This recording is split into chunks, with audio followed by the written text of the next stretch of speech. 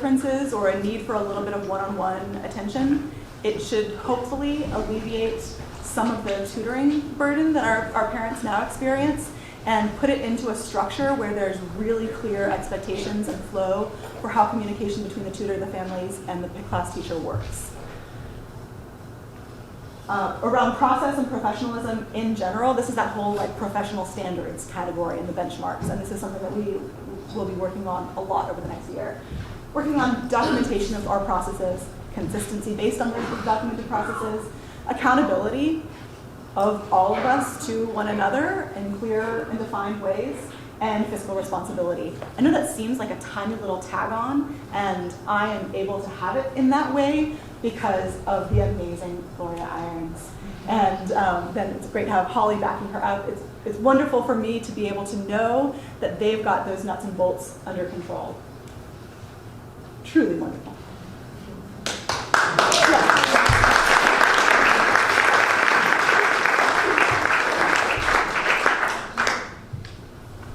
And then another emphasis that I'll have for this coming year is around strategic planning. Doing risk assessments in different scenarios, the vaccination law being one of them, and just with all of the different changes, what is our risk profile with any given change, and how do we get out ahead of them? And then we're going to be taking another look at our tuition model. I know as a school we've been saying that for at least 3 years, but it's one of the things that I'm hoping to do, so cling. And accreditation, working to regain our full accreditation through OSNA, and ahead of that, working to have a meaningful conversation about what that means to us, and really recommit ourselves to the Waldorf movement in a substantive way. Travis, you might need to sign into your phone again. That slide is too long. Wonderful, thank you. Okay, so what does that look like for the students? I know it seems like it took me 12 slides to get around to the students, but I promise they are implicit in all of this. And this is what we're looking at for next year's enrollment. It's an estimate centered around the families who've signed their contracts, and then also a sober assessment of people who might take advantage of the tuition refund or who are currently in the pipeline to join the school in the coming months. We'll be adjusting our defaults around teacher looping. Right now, the ideal that we refer to is the 1st through 8th grade loop in the grades, but in practice, this actually happens less than half the time. And that's not a failing of the teacher or the class. It's about the changing expectations about what it means to be a teacher and how we prepare our students. Steiner spoke compellingly about the teacher as a model for human learning and striving, that in their effort to take in and put forth the curriculum each year, our students are able to see something vital and true about what it means to be part of an educated society. And we still value that, but frankly, we've been hearing from teachers and parents alike that what's needed right now is more specialization. We're not throwing the baby out with the bathwater. The teacher relationship is still really central to our educational approach, but we're going to try something new here, which is to have a dedicated 1st grade teacher who specializes in the transition from kindergarten to the grades, bonding a class, building positive habits and attitudes around work and being together. The same way that a kindergarten teacher who holds their program in the same classroom with the same substance year over year develops this incredible presence and confidence and richness of etheric space, we're going to make the 1st grade year a passage point in which the students fall in love with learning, and more importantly, learn how to fall in love again and again and again. And the 1st grade teacher will pass them along to a 2nd grade teacher who will take them from 2nd to 6th grade. And then a 3rd teacher will finish out their grade school experience and make sure that they're fully equipped to be successful in any high school. As part of that emphasis, we'll be moving the 7th and 8th grade here to the Bostwick Road campus, where they'll be supported for math and science and art and foreign languages by the high school faculty, while still maintaining connections to beloved subject teachers, including Mr. Olson, Mr. McDonald, Madame Bernanke, and Mr. Palmer. Many of you know this is something we've been talking about for a long time, and frankly, as a parent of a 7th grader, I'm delighted. I think this is going to be a really exciting thing to try out as a school. In high school, we've been pleased to see the results of the combined classes that we've been experimenting with this year, and we'll be looking for more opportunities to provide those combined larger classes and the more dynamic social opportunities that they allow.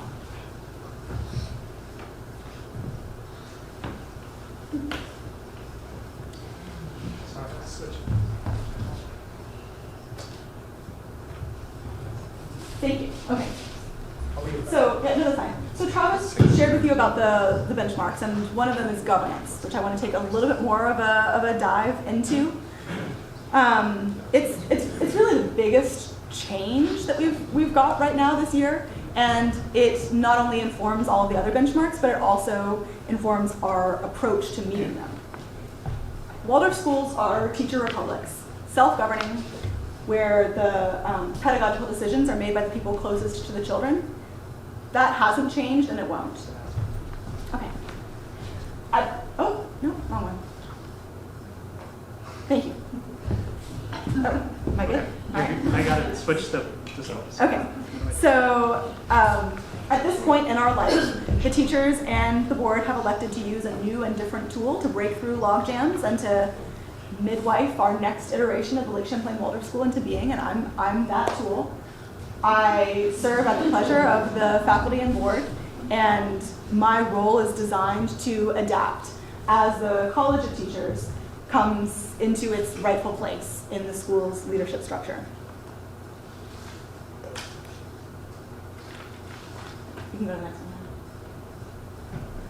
Thank you. Okay. Oh, yep. So that leads directly to my next slide, which is how are the teachers doing anyway? Over the past few crises, pay was reduced by 10% and workload was increased by 15%.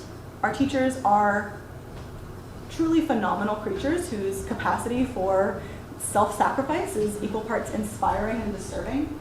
And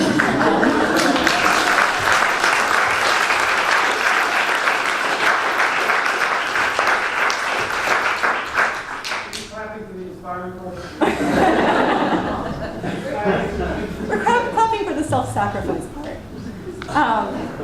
So one of the tragic realities of our situation is we don't have the option of taking care of 100% of our team. We can exploit 100% or we can take good care of 80%. And so that's what we're going to do. No surprises is an important part of value of mine when it comes to organizational change. And so at our in-service back in October, I was candid with the faculty about this intention. And although I think most objectively understand the merit in the approach, it also has made for an anxious winter. After hearing from the community as to what enrollment we're working with for next year, I was able to issue employment agreements. And many of them are reductions in hours. Some people didn't get them. We've done our best to consolidate ancillary positions into our salaried team where possible. And there are some positions that are being absorbed by others. There are some positions that don't make sense here in the same way next year.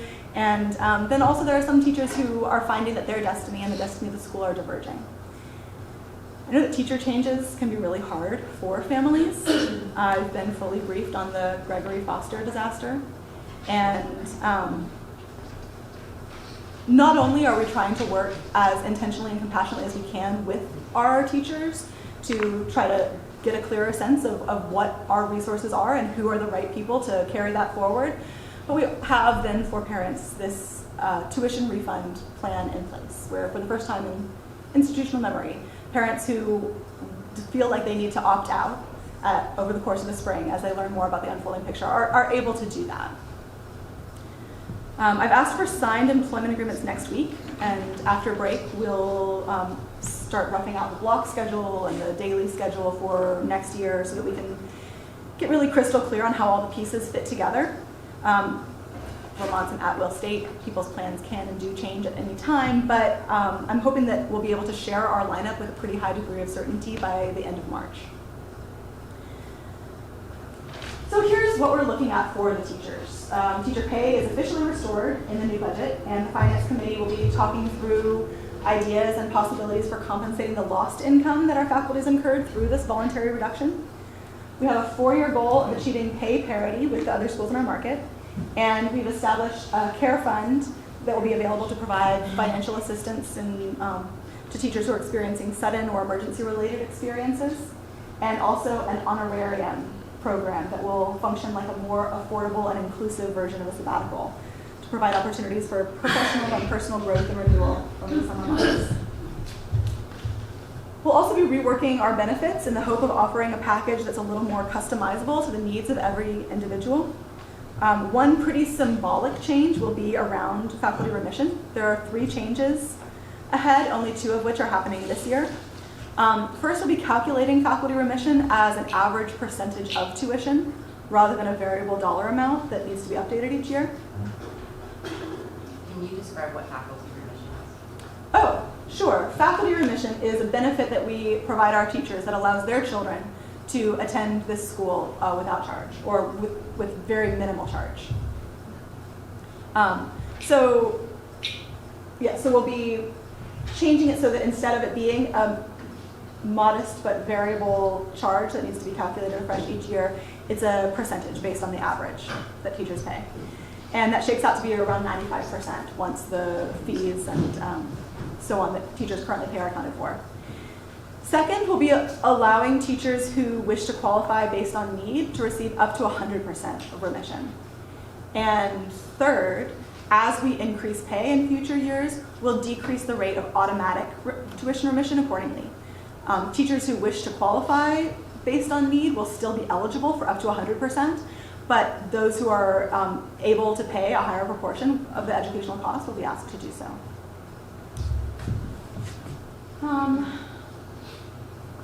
How many people are judging me for ending my sentence with a preposition? It's not 0.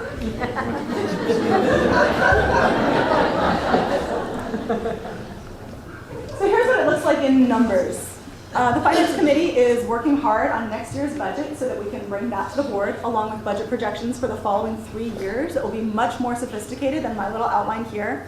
And that will clarify sort of our underlying assumptions around enrollment, tuition, salary, financial aid, benefits, staffing changes, and so on.